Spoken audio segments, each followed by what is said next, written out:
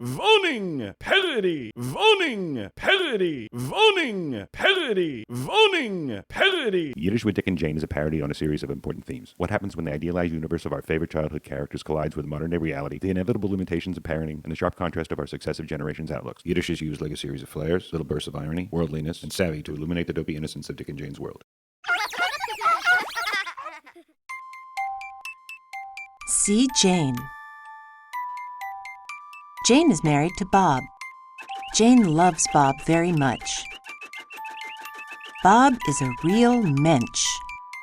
Mensch, a real person, a mature, admirable, unselfish human being. That editorial made me so upset, but Timmy got up and went all the way to the bathroom to bring me the Xanax, the little mensch. Jane works in real estate. Today is Sunday. Jane has an open house. She must schlep the open house signs to the car. See Jane schlep. Schlep, Jane, schlep. Schlep, schlep, schlep.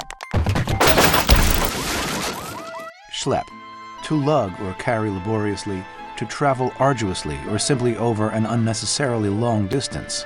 Of course I invited Magellan, but he can't make it. Why? Because all of a sudden he decides he has to schlep around the globe for 2 years. Bob takes Katie and Scott to visit Jane's mother. Katie and Scott visit grandmother a lot. Bob and Katie and Scott arrive at grandmother's house. They ring the bell and wait for Booby to open the door. Booby or Bubby or Bubba or Bubba. Grandmother. There is no word for a grandfather because he's already dead. Gornisht. Gornisht. Nothing, nada, zip, zilch, and in a bad way. Not, what do you want on your hamburger, Sal? Gornisht. But rather, what do you want on your hamburger, Sal? What do I want on my hamburger? I'll tell you what I want on my hamburger. I want your sister should give me a little respect when she calls and I answer the phone. Instead, I say hello, and she right away asks for you. I get gornished. That's what I want on my hamburger. Bob finds the spare key under the mat. He opens the door. Oi, gewalt!